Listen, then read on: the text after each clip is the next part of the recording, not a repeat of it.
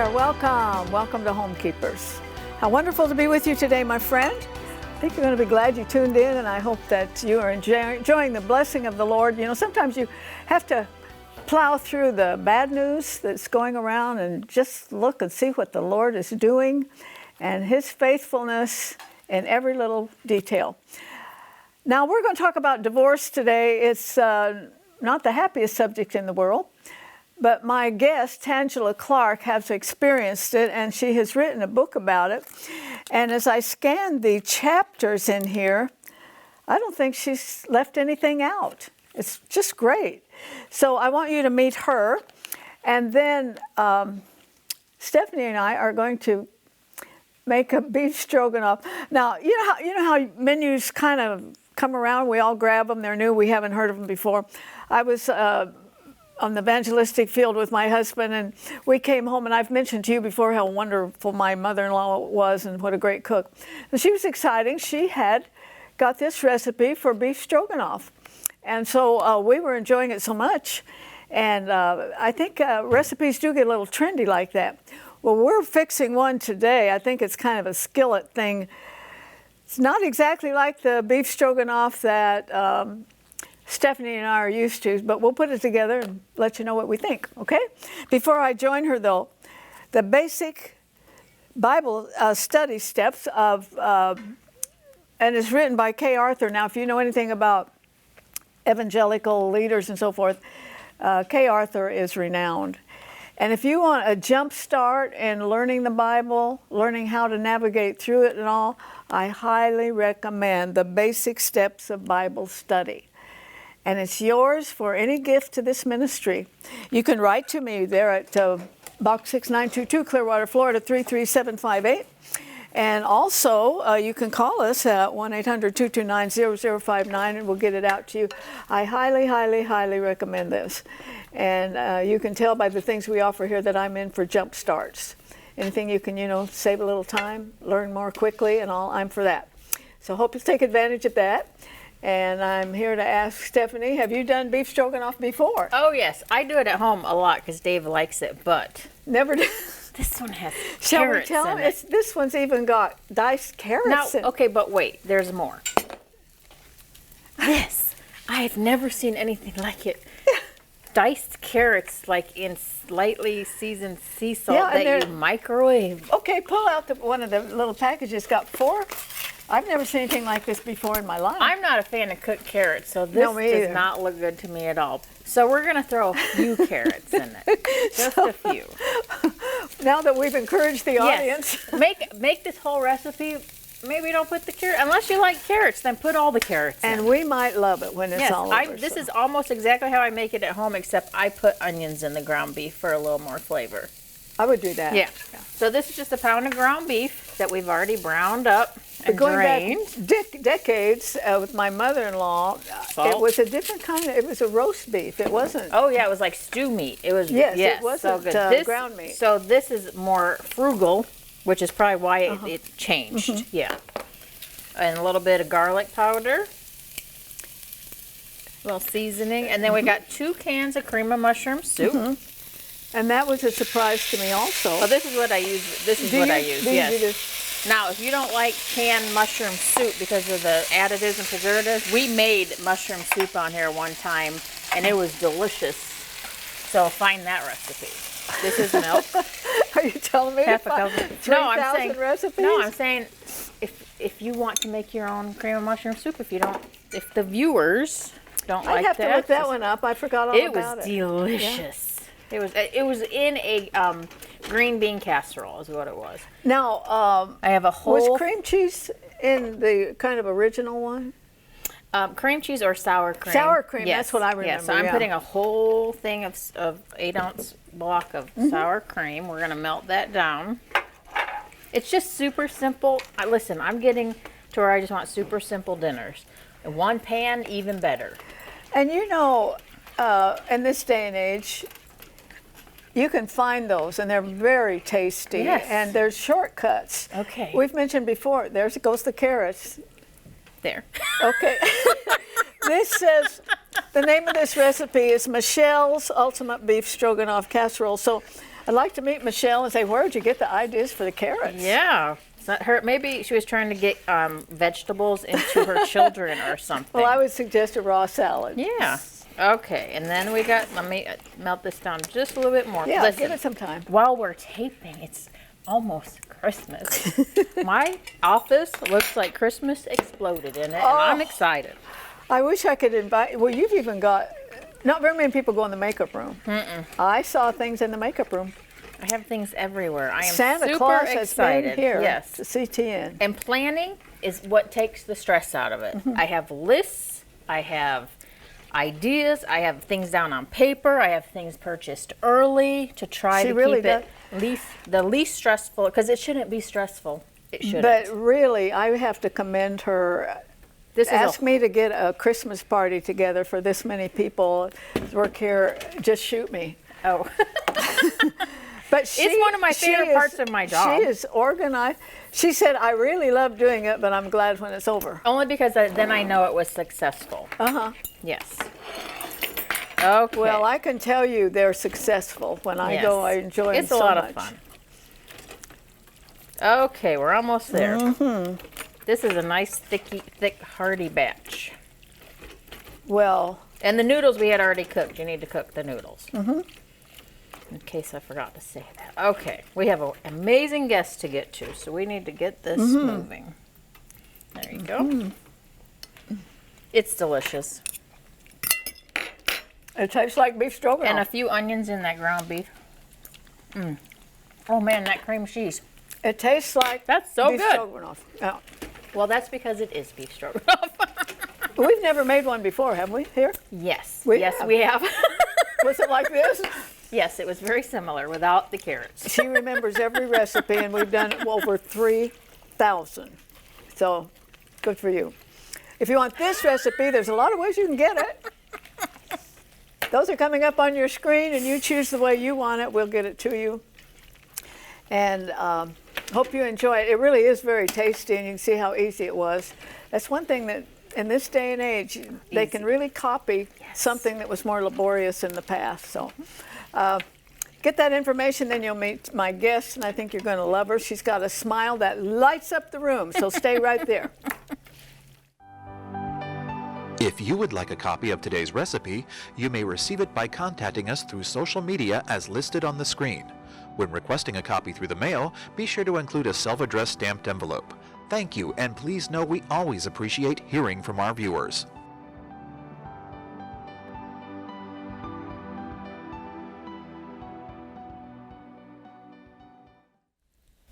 I'm very happy to introduce to you and to welcome to the set Tangela Clark. And I thought she looked familiar, and understand she's really been a part of CTN and in the prayer lines, and also she would be here for the telethons. Some wonderful volunteers came for those telethons. And I have to admit, she said, I miss the telethons. I said, I don't. I know.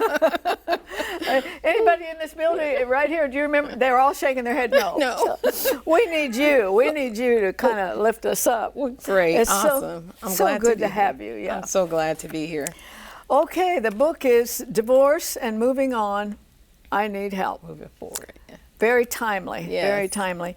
So, my first question would be, is this a reflection of your life? Yes, it's a reflection of my life when I went through a divorce. I had experienced some things that I just didn't know how to move forward. And after I got a divorce, it was like there was friends and family, you know, that were coming to me. And I met a lady, her name was Judy, and she was like, and I was telling her, I was like, since I've gotten a divorce, seems like all the divorced people are coming to me, you know, even though, of course, divorce is not exciting. It's a lot of pain. So she was like, Tangela, maybe God's trying to tell you to write a book. So, and that's where it began. Now, when did you meet the Lord? Were you raised in a Christian home? I was raised in a Christian home, yes. Matter of fact, I met the Lord at a young age, but when I really came to the knowledge, I think I was around 17 when I committed my life to Christ. But there's nothing like growing up in a Christian home and going to church, and I always say Sunday school is one of the greatest things that was ever invented, because it just teaches you the Word of God from a young age, toddler. Yes. So, and I wonder if we understand the benefit of that, except in hindsight. It was a great benefit. I mean, and you will find that in my book. God is not left out. I mean, because that's how I got through the divorce, if it had not been for the Lord. And like you're saying, being raised by my mother at a young age, going to church. I mean, back then you went to church Monday through Sunday. And just, you know, that foundation, it can help you even when you're going through any situation. If you got that foundation rooted and grounded in Christ, some things, you know, you can just go to God and ask for Well, help. it's a big help when these double whammies come at you. Did you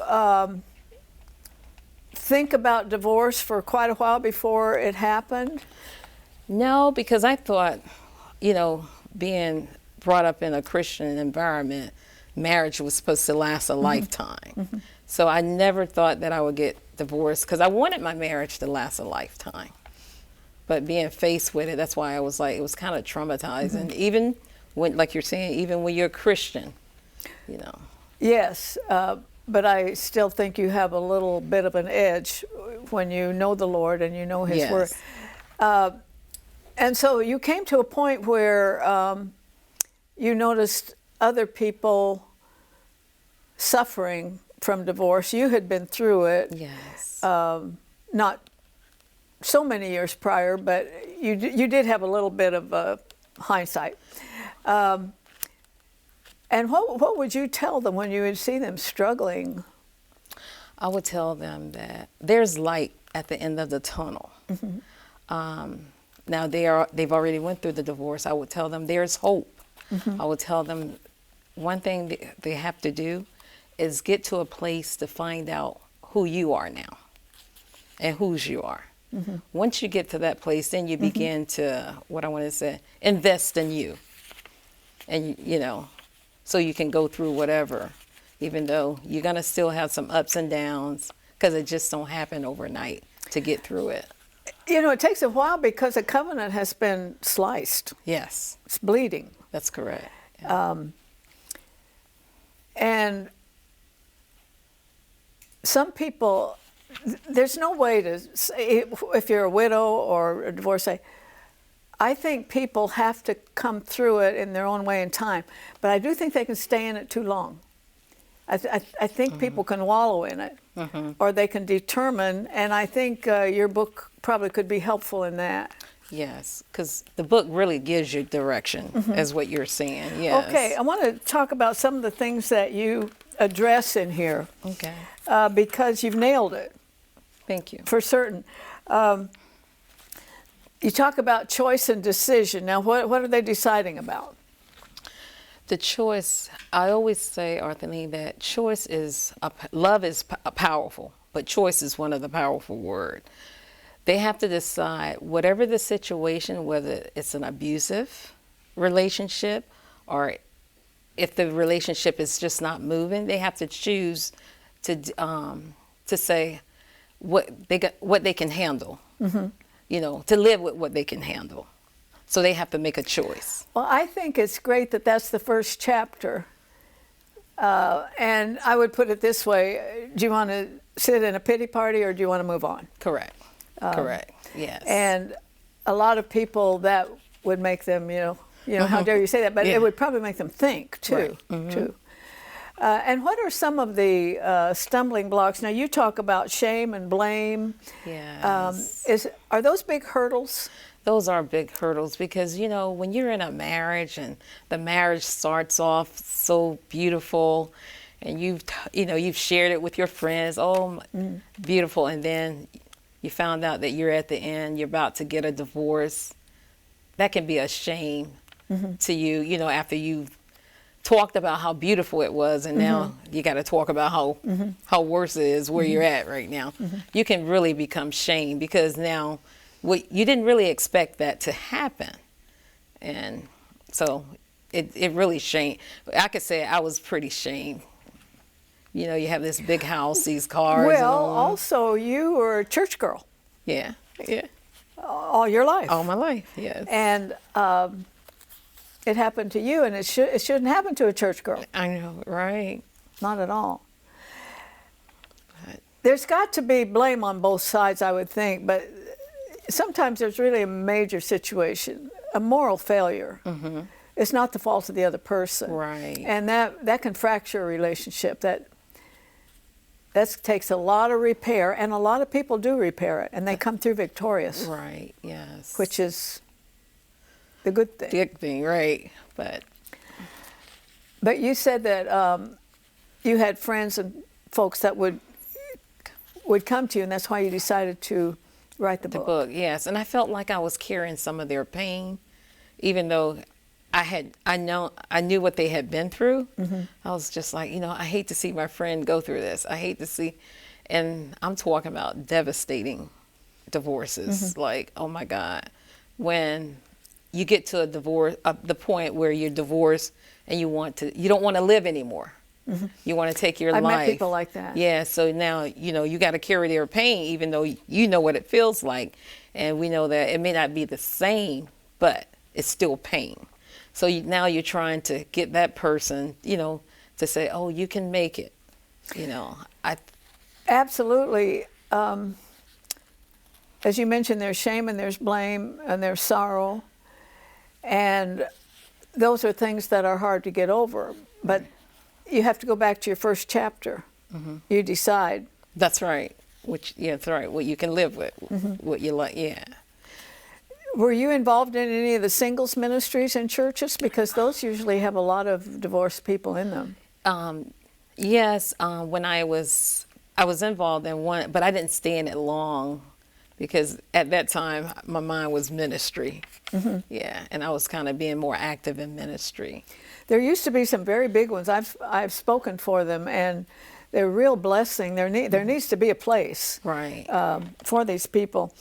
Now, you even talk about, quite openly, about suicidal thoughts. Yes.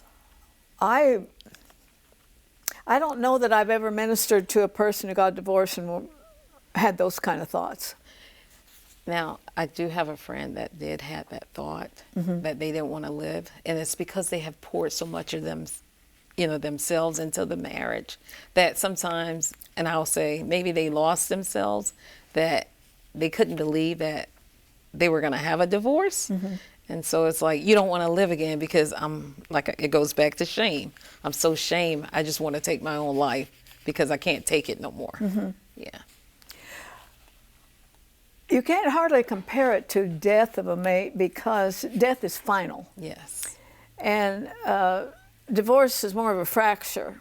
It is final as far as legalities and covenant and all, but that's correct. There's still that remnant, that residual of shouldn't have happened like that. Exactly, that's how I felt. Uh-huh. Yes, yes. How long has it been for you? I got a divorce in 2016. I was married for 13 years. Yeah. Okay, can you tell how long it was before you truly came to terms with it? And although you're still alive and you still have emotions and all, but you faced it and decided to move on. Was there a certain length of time there? I think it was probably 2 years before, because I did try to hang in there. One thing about it, I always, I'm not a quitter. Mm-hmm. And when I've done everything that I could do. Checklist? Yes, exactly, and it's like, okay, there's nothing else I can do. Mm-hmm. Well, there's a reason that in the scripture, God says, I hate divorce. That's right. If you've ever been through one, you know why God hates it. That's right. It's an absolute fracture. Yeah. One of your chapters says, heal before you move on. How do you do that, and when do you know you're ready to move on? Because like I said, I've met people, they stay in it too long. I remember a lady who wrote to me from time to time, I don't think she was that old, but she was in a nursing home, and in her letter, about every paragraph, she would say, 30 years ago, he wronged me. 30 years ago, he wronged me. And I thought, I'm not surprised that you're in a nursing home. Right. So, as I've said, they stay in it too long. Right. And that's one of my favorite chapters. I'm so glad that you picked that one as well. Heal before you move. Where it takes me, a lot of times we don't know how to heal, and then sometimes we'll go into another relationship with the old baggage. Bingo. With the old baggage.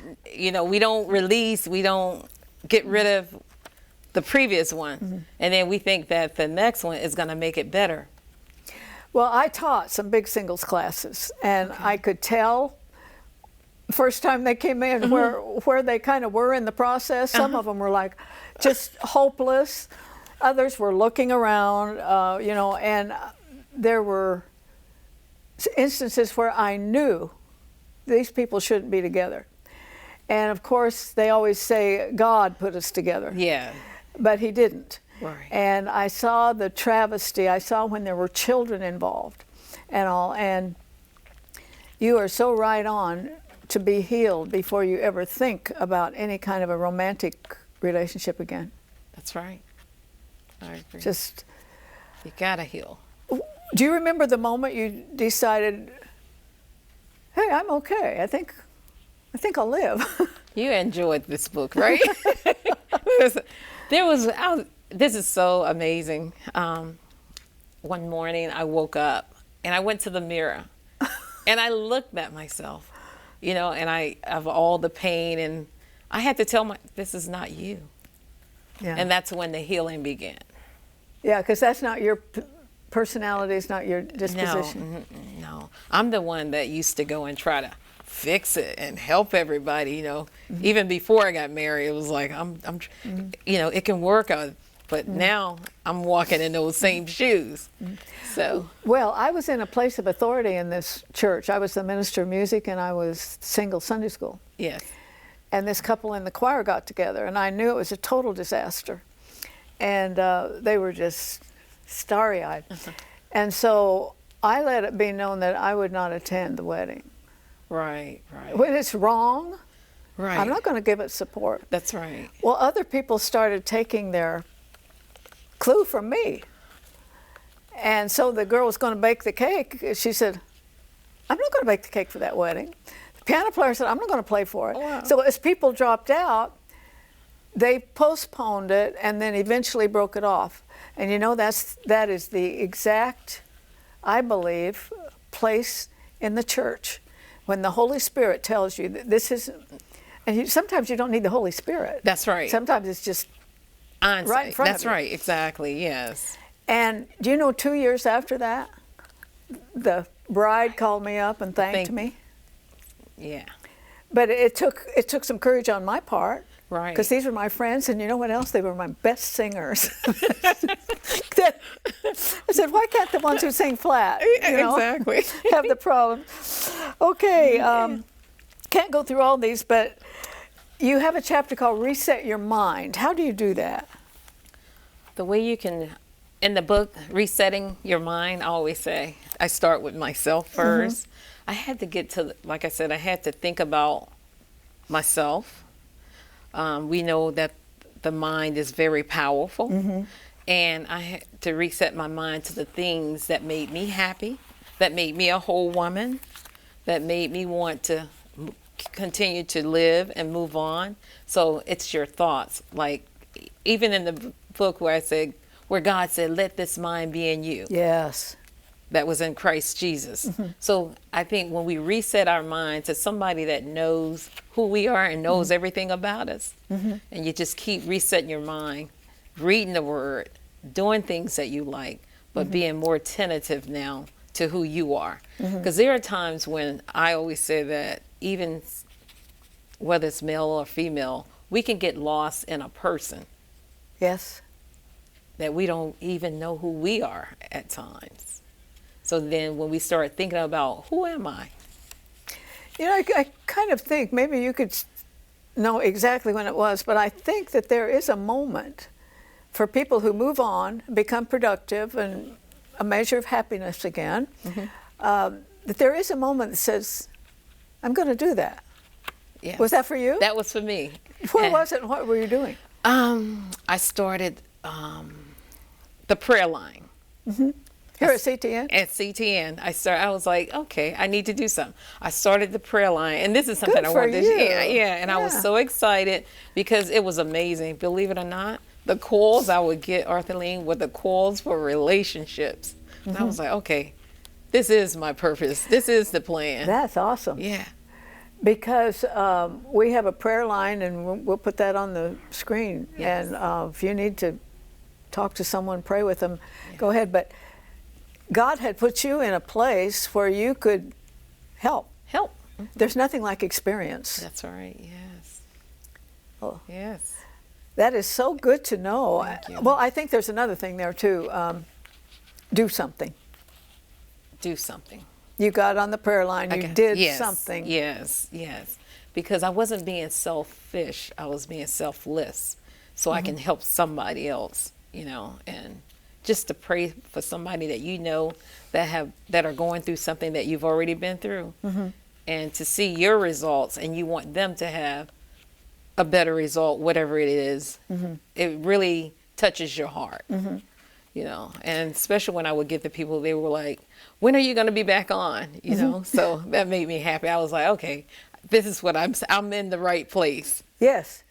And we've all been through stuff. Yes. God never wastes it. If you dedicate your life to Him, Yes.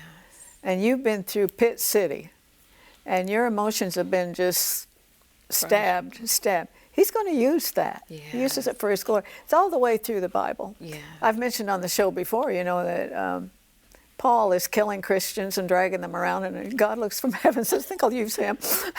I know, right? to be the greatest missionary ever. Yeah. Exactly. Well, it's been a joy to have you. Well, thank you. I'm I hope so you got glad the to be here. website, and the book's on Amazon. It's on Amazon. And yes. I just gave you a few chapters, but let me tell you, she's really covered it very succinctly, and I think it could help a lot of people. You might know someone who's going through this, with the divorce thing and all. You might know that person. Get it for them. I think it could give them a jump start back into the real world, okay? Yes. Please join me next time, remembering there's absolutely no higher calling than that of a homekeeper. God bless you. God bless you. If you should miss a Homekeepers program, you can catch up by going to www.ctnonline.com. Click on CTN Programs and then on Homekeepers.